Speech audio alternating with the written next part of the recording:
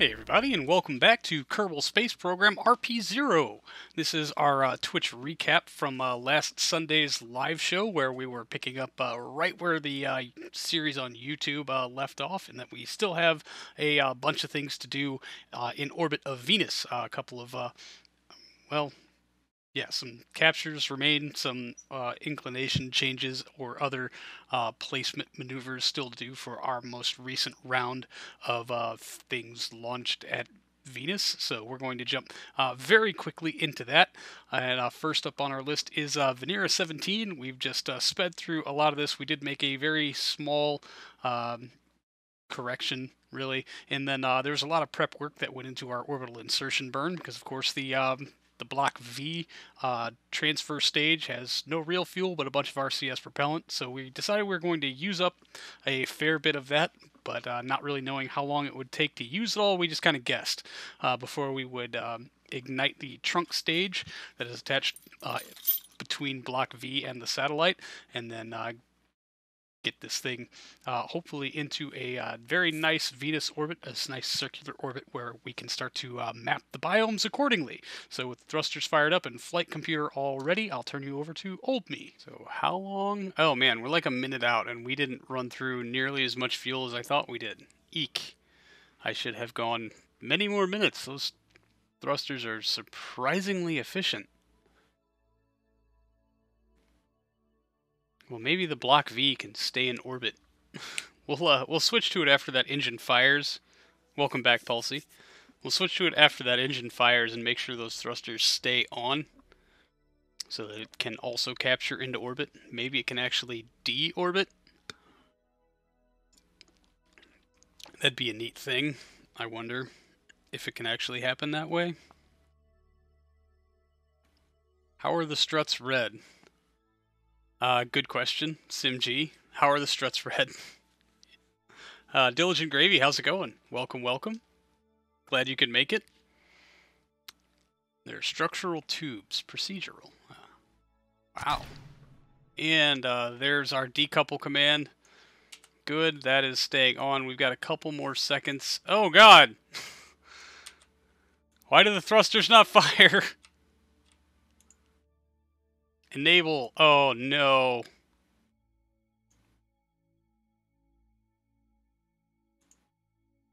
Enable. There's an engine. Straight to retrograde, please. Alright, and let's re-angle this thing. Also straight to retrograde. Whew. Okay, at least SAS stayed on. Y'all out. Reminds me of the third flight of Falcon 1. Yeah, when there's just a little residual fuel and it came back and they bonked. They made a little bonk. Why is this reading as 323 meters per second? That is entirely not right.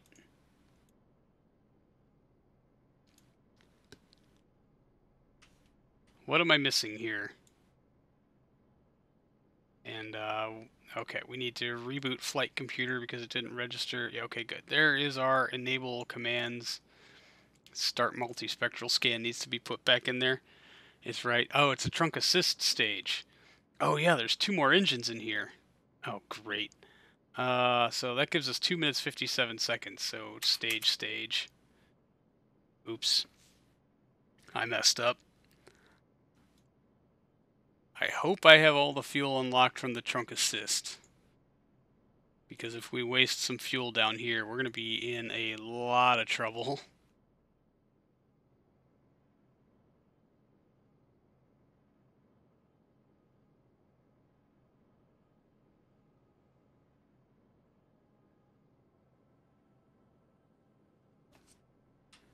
Yeah, I'll say the thrusters are not active, so H key doesn't do a whole lot for me, and it looks like we'll be out of fuel before that command goes through. So are there any thrusters in here I might need be concerned with? No, there's 2 engines, 1, 2, 3, those are good. Other side, 1, 2. Those are good. Oh, the engine offset is very interesting.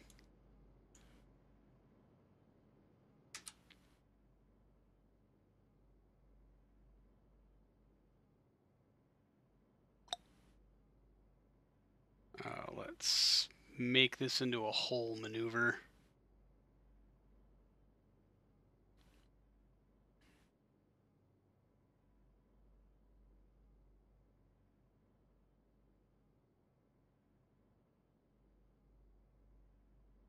Yeah, it's going to be roughly like that. Not exactly, but we're just going to continue to burn retrograde until hopefully we get orbital insertion here.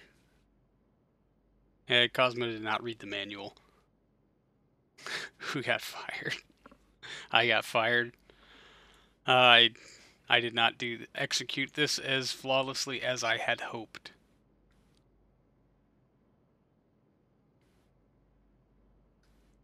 Yeah, 57 seconds of burn, 1 minute until or 2 minutes till our thrusters come back in. But we got a couple of minutes until our stage deployment. Maybe we'll get run into again by our Block V. It can just nudge us very gently. Use Mech Jeb smartass for node hold. I don't know if I want to execute that exact node, because it's not nearly as carefully plotted as I wanted it to be. I didn't know the node was going to stay with the Block V. But yeah, it looks like it is wandering off, so we need to do something here. Smart ASS, hold to retrograde, please.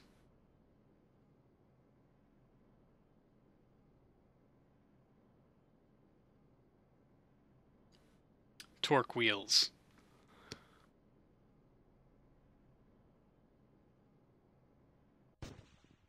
And there's flame out. 2 more minutes until everything else kicks on, so we'll just warp through a little bit. I hope that staging works. 1 more minute for that. Spinny boys. Alright, here we go. Please work. Please, please, please work.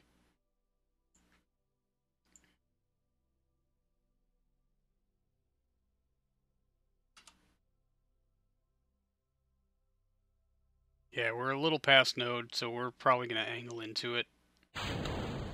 Oh, God. Please tell me that worked. I hate this so fucking much. Because now I don't have any choice but to hit stage 1,000 times and wait 5 more minutes. No more checking the map. You'd think twice staging would have done it.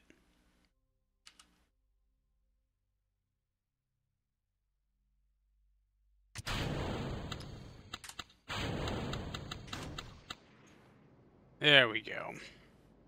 Back in business.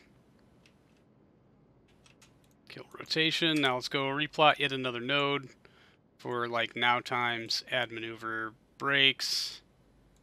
Brakes, brakes, brakes, brakes, brakes.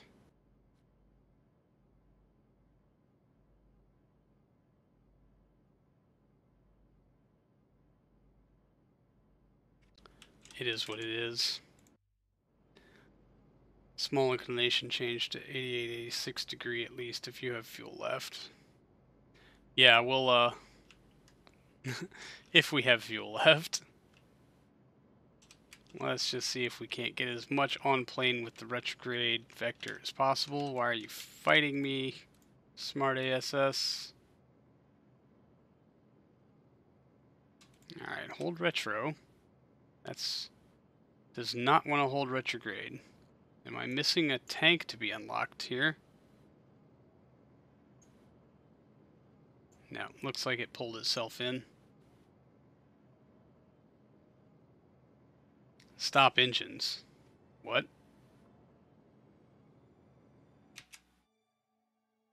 It's okay. Okay, restarting engines. Just delay bug. Got it. Keep the engines firing then. And we need to reboot flight computer.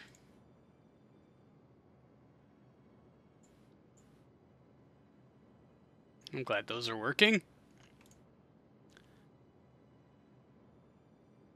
So we're just going to hold retrograde until we hit orbit, and then we'll probably make adjustments later in the orbit to fine-tune everything.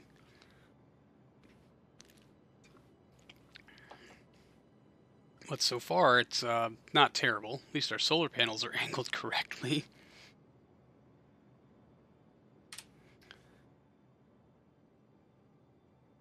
Oh, hey, look at that. We're captured. Sweet. At least we'll have the opportunity to correct our mistakes. 2,400 meters per second remaining. It says 2,600 left on this node, so... you know...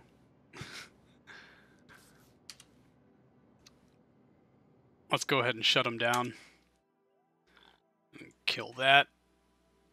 And we have an opportunity to replot and do this efficiently now that we're actually captured into an orbit. 84 degrees inclination. So this would be a good spot to bring down our current, what's our periapsis? 4.1. That's on the very close side to where we want it to be.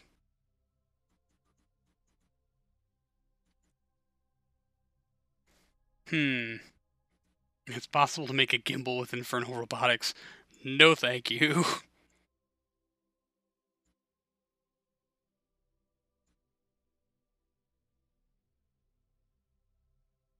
Yeah, that's true. Being in range is the most important thing, though. So let's see what kind of DV figures we are looking at for making sure this entire scanning device is within tolerance. Yeah, that would be less than 5. 1,912 meters per second. Should we run with that, or should we make another correction beforehand, considering we should have about 500 meters per second to play with, which is not insignificant. Like, at all, really. And for our 40 class thrusters, not for freaking F1s. Still, more Infernal Robotics is more problems.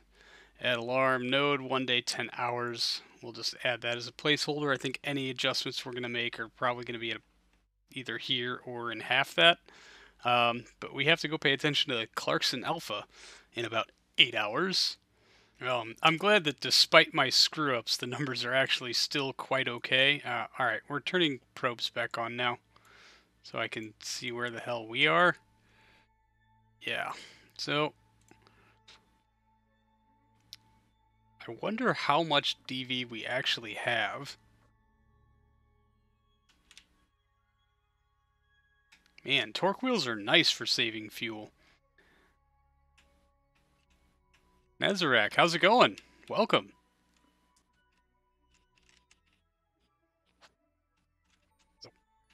So many station keeping things to do today. Alright, and let's, we're gonna warp into about 30 or 40 minutes of this node, and then start to do stuff about it. This thing does not have a whole lot of fuel left, so we'll just see what we can't suss out, but we need to get it clear the atmosphere as our last step, which really from this distance should take like half of a meter per second. So we'll just save those last couple of grams of fuel. 2 hours. Yeah, just making sure I don't overshoot it. That would be bad. And let's go ahead and bring it out. 15 minutes to spare. And they also don't wiggle with SAS hold mode. Fair. Deep space probes have wheels just because they make things easier. I see the benefit of it now, actually. Very much so. I should... Hey, there's a camera change. Oh, we are deorbiting. Well, that's interesting.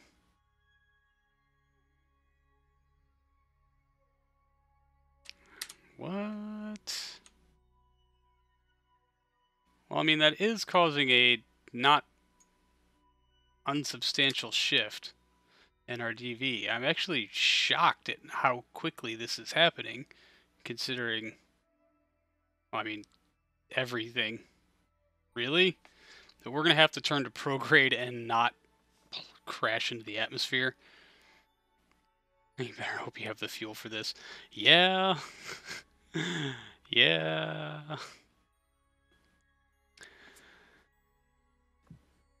Yeah. What is our inclination? 139? And falling.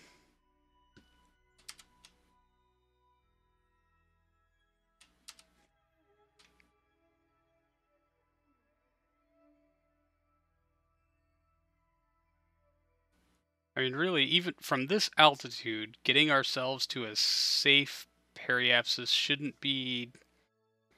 Send some crew to give hug. This dude looks lonely. I'm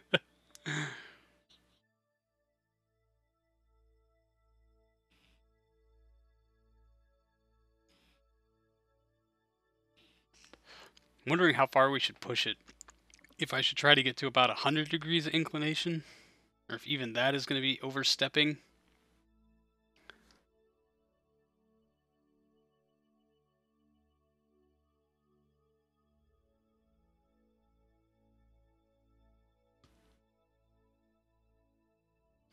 I guess not. That inclination has started to decline rapidly.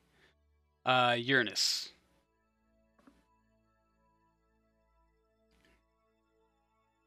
Wow. This small amount of fuel made way more difference than I thought it would. Let's relock that. 106 degree current inclination. Let's kill that node. Let's get ourselves faced into prograde and lift that periapsis to something not disastrous. The most boring place in RSS 1.1.3. Fair. There's nothing to do here except scrape the atmosphere and try not to die. How long into our apoapsis? 66. Oh, we must be past it, because yeah, our time to periapsis is a lot shorter than that. So let's angle in here. We cannot make this orbital pass like this. Please return to something positive before we run out of fuel.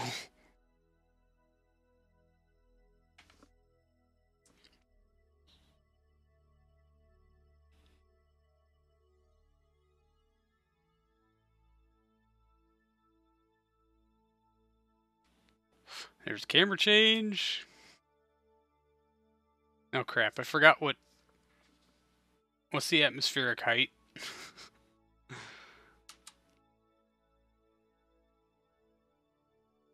Somebody please help me. I don't remember my numbers. Wonder if anyone has gone to Triton with a crew. That would be... Alright, let's round that out to 2. And check Atmo height and map view. This map view or the tracking station? I do not have the moons in 1.1.3.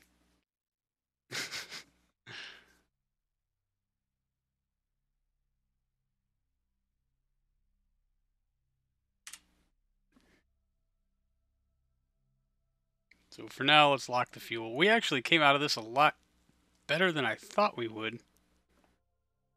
Focus on planet. Click it in the right panel.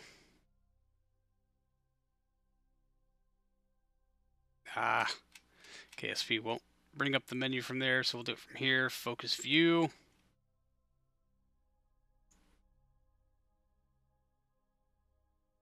What am I looking for? Click info in the right sidebar. Move all my other dumb stuff out of the way. Ammonia, methane, coal display to our atmospheres. Oh, that's temperature 49K. I see no other numbers in here.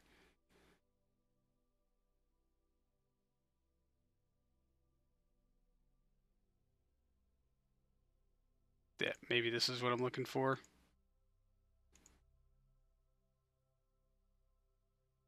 Probably not. Yeah, parameters. Atmospheric height, 1.4. We're clear. Everything's good. I figured out my buttons. The middle one. I'm sorry, Scorpio. I'm sorry.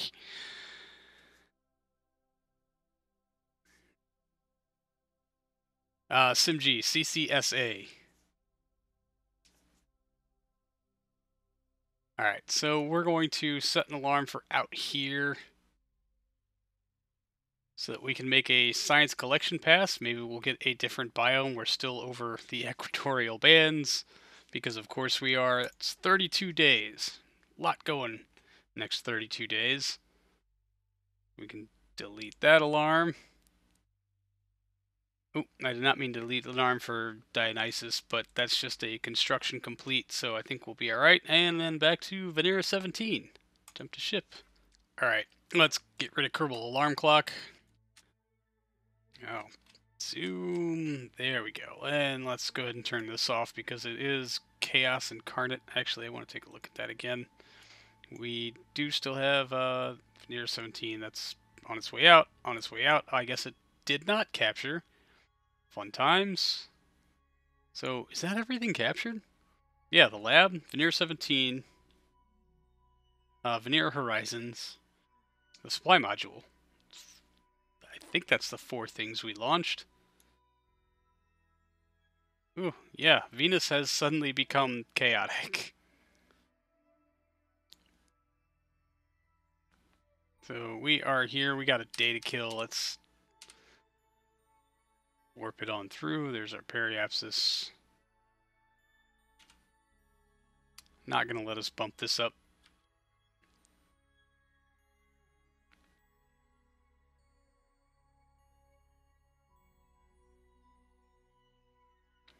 Why is the supply module named Harmonia Supply Pod? Because I just reused the exact same thing that I send to Mars without any edits whatsoever. It's literally the exact same thing. I just sent it here instead of to Harmonia Station. 12, 11, 10, 9, 8, 7, 6, 5. There we go. And let's get ourselves angled into the node. Node. I hope it doesn't do this crazy thing where it wiggles all around it all the time. And ignition. Yeah, it says the burn will only take 7 minutes. I guess I could have looked at this thing down here to figure that out. So let's get within 3 minutes of this. Yeah, so we need to be at about 3:20. Let's take the long end of the ride on this side, because the other end will be a little bit faster. And what I want to see how our scan is coming up. Oh, nice. We're getting fresh scans. Was that where we were before? Yeah, we're gonna whip. And I guess that was, I don't know what that was a flyby of, but okay then. That makes sense. That's very interesting.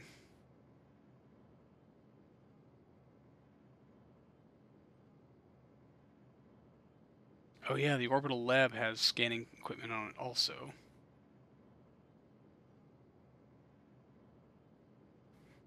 Let's bring up the big map because I hate my processor.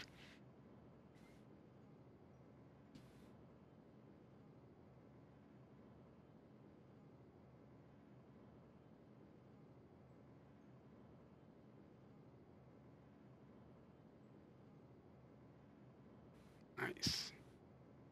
Yeah, I guess just that top little bit we don't have quality scans on. So I think an inclination map type biome. That would have been smart.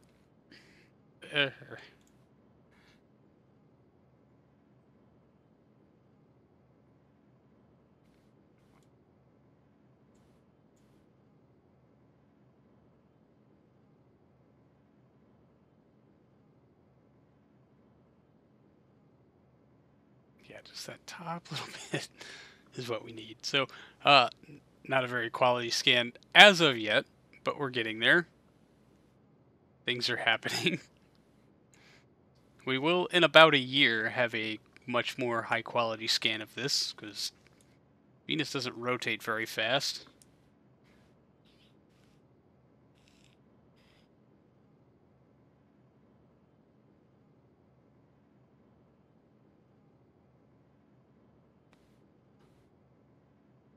Still about a minute out from the node. Altitude ideal. Perfect. And our periapsis is not shifting all that much, so I don't think we're going to fall out of that ideal range. At least I really, really hope not. That would be bad. Although if we're going to pretend to scan the planet, we should probably point it at the planet. At least somewhat. Oh, yeah, hey, good, thanks. Close alarm.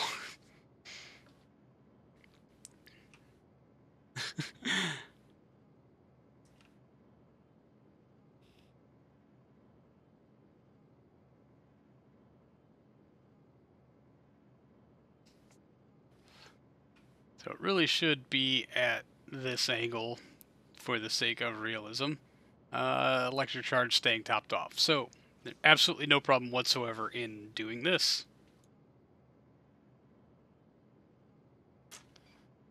And because I like it, grab a couple of those quick screenies.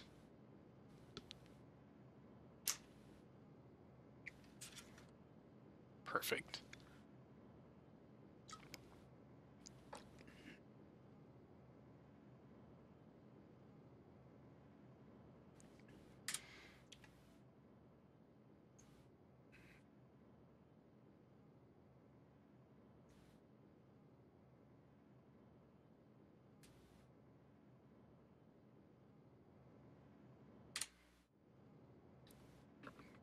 Offset balance does work.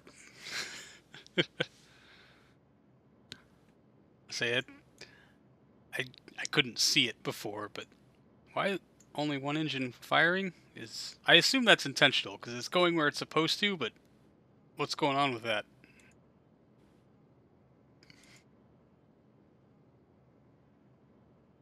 Doesn't say that it's not active. That engine is firing at an angle.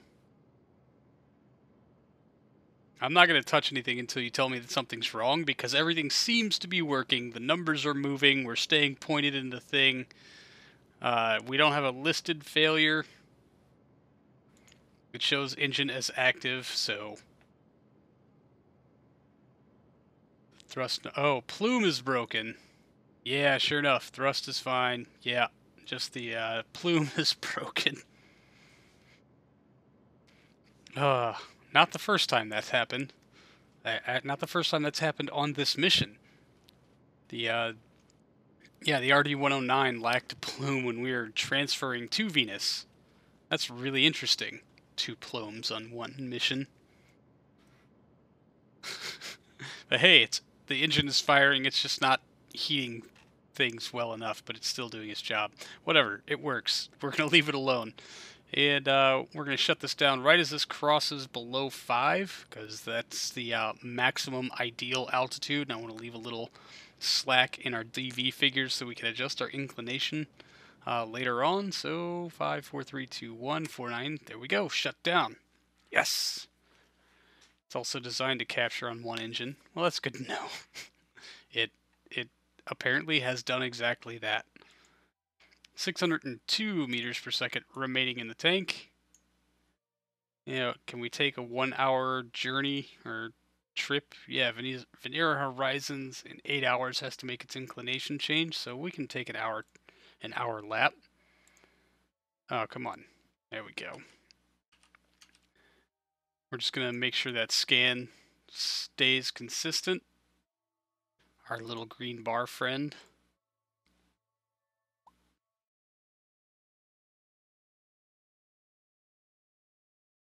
And we should get about an extra 1/10 of a degree or so every lap. It'll take a solid year for this thing to complete its scan. So we're going to get extra good information on this. Make sure to leave some DV for station keeping, indeed. Alright, and let me just bring up Mech Jeb here for Maneuver Planner. Change inclination to 90. Create. 540 meters per second. Really? Really? I mean, we got 602. We can do some of it. I know. Wow. Right? We got some time to kill, so we'll make a small adjustment here. Best we can.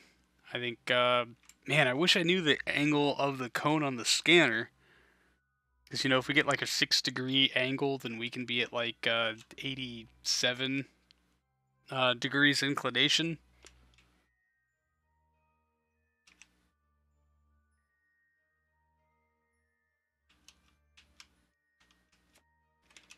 Alright, hold node, ignition. Hold the node, please. I do not want to adjust my periapsis any lower than that. We're going to have to adjust our periapsis higher. Oh, come on, dude. Why aren't you holding the node? Off node. Try this again. You don't have to change it all the way to 90. Scanny's cone is a couple of degrees. Right. I just don't know how many degrees. That's what I want to know. Like, do I have to get it within 86, 85, 87.3? So we're just going to give it a little touch. Because, again, I'm going to have to adjust my periapsis higher. Part config, it says field of V4, so assume that's in degrees. Today's I learned that rendering fluid physics in Blender wasn't going to be quick. Oh, yeah, we're at 89. We can shut that down.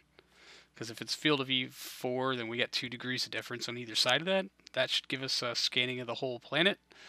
And we are still above 4 megameters, so we should still be within our tolerable range for scanning. Let's just bring up Mech Jeb and take a lap. See what happens.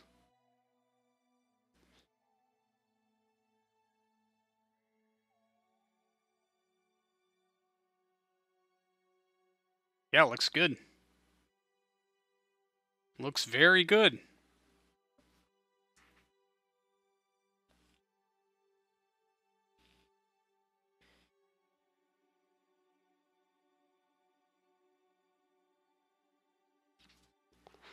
I'll take it. Let's bring up big map here. Come on, refresh.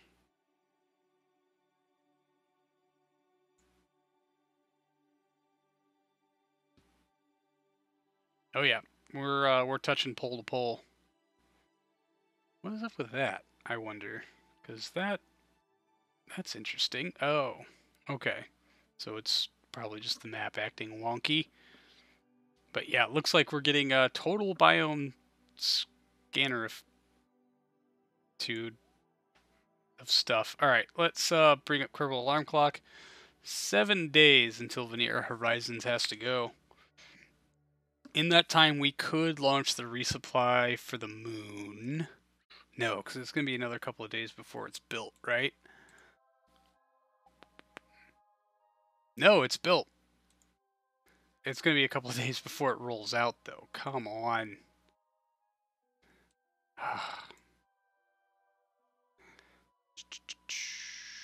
Resupply whiskey, SRP. Oh, yeah, okay, whatever. Go ahead and duplicate that.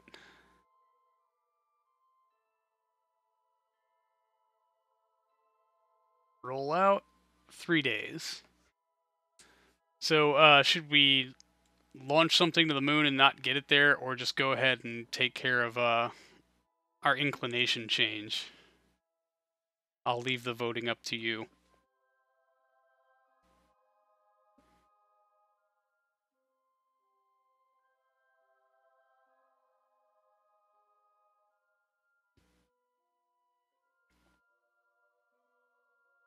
Yeah, I want to leave Kerbal Alarm Clock open.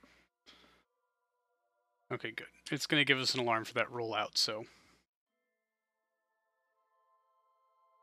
Inclination change. Alright, we got a vote for the inclination change. We can do that. We got plenty of things to do. Let's pop out of time warp, jump to ship.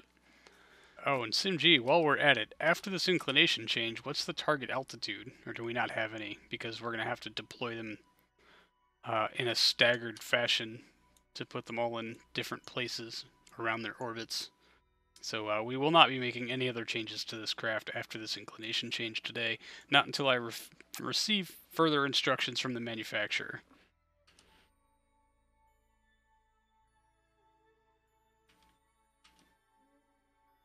Not planned yet. Okay, good. Oh, everyone's gonna be sourly disappointed with my lack of accuracy on the things.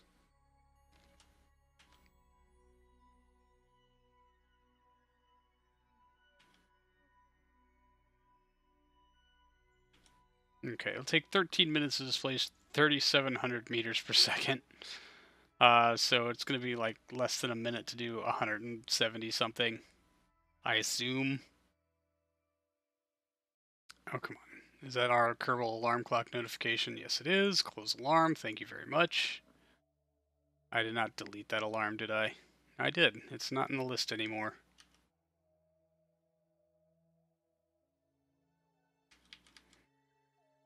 Alright, and let's bring out Mech Jeb, Smart ASS, and get rid of Kerbal alarm clock for the time being. Get ourselves angled in. Whoa, that is torquey.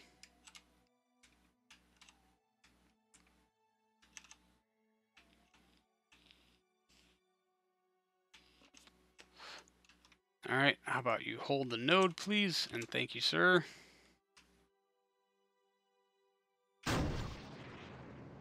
So this is going to take a minute, and since this is kind of an inclination change, we'll ride it out to about the 35-second mark.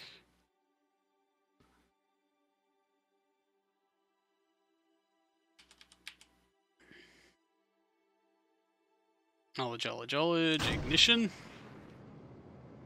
And let's just watch that inclination fall.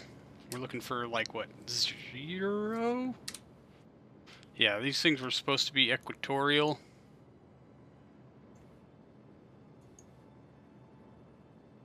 Equatorial-ish. Is our periapsis seriously negative? Well, that's interesting. That was not part of the node I plotted. Okay, good. Now they're starting to change. Once we pass the node, they'll come back up. Good to know. Good to know.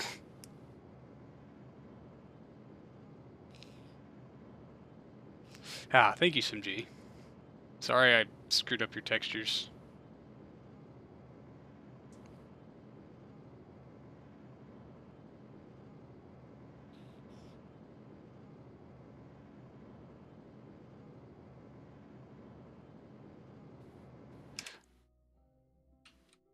Okay. Off.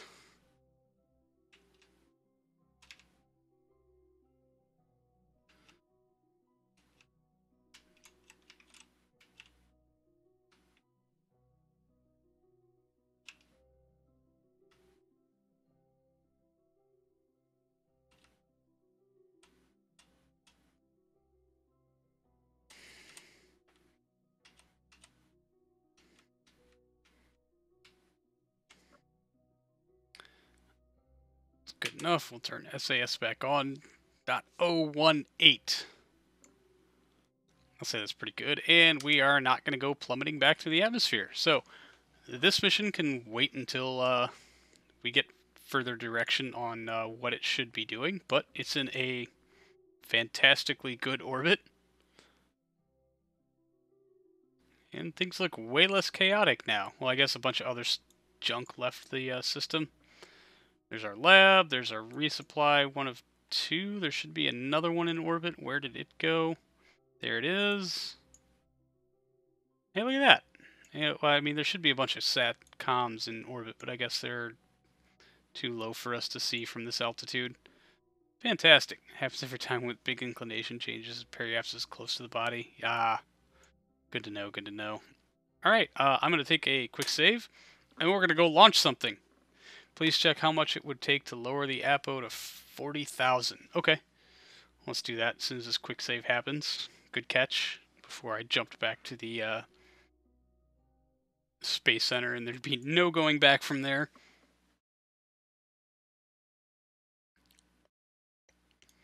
Come on, KSP. There we go. Alright, how much to lower...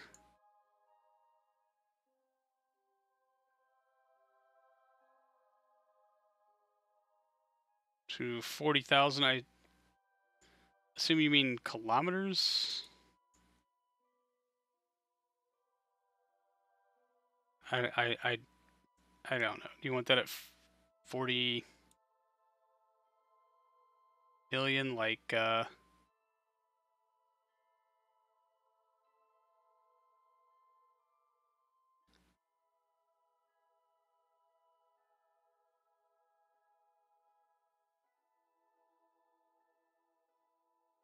here-ish? Good God, man, that's a ton of science. I had, what, this 3,500? Oh no, that's nothing.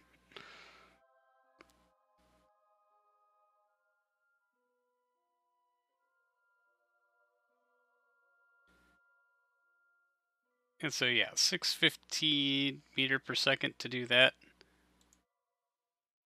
And then let's see what it looks like to circularize.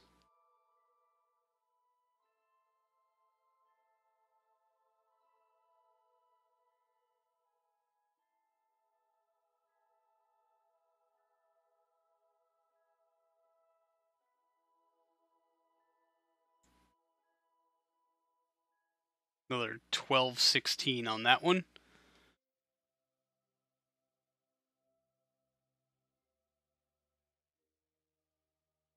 It's about 1,800 meters per second to put that in a circular orbit, somewhat. So like less than half of what we have budgeted out here.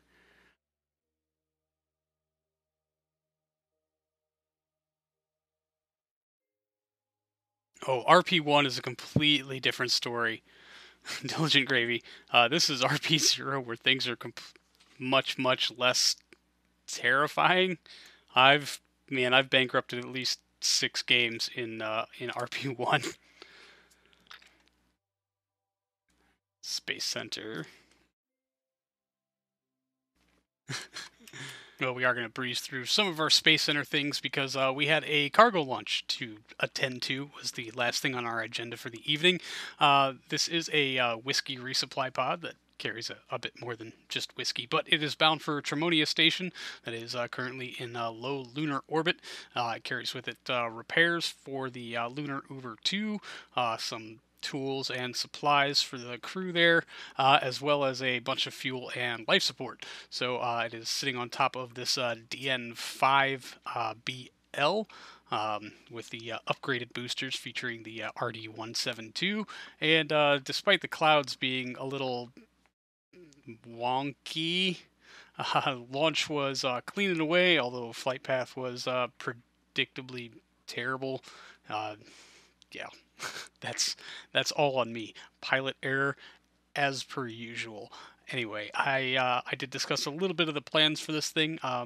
It is not the Victor pod, which will go to the surface, although I did put landing legs on it because we need to repair the exploded landing leg from our lunar Uber. So I figured why not just bring 3 replacements, just in case, as long as we can get it off the surface okay. We can always fix the landing leg in orbit. Maybe we'll take a spare or 2 down to the surface with us and just leave them intact.